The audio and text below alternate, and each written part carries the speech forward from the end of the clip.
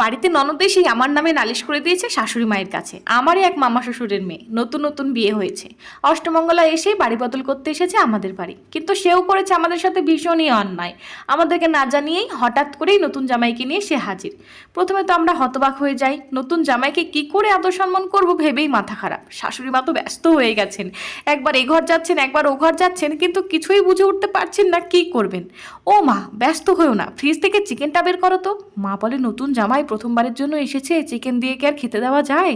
তুমি অত টেনশন করো না, এমন রান্না করবো তো তোমার জামাই টেরই পাবে না চিকেন দিয়ে ভাত খাচ্ছে নাকি মাটন দিয়ে। আর যা গাছপাতা রান্না করার মানে শাকসবজি, তুমি সাইডে করে নাও।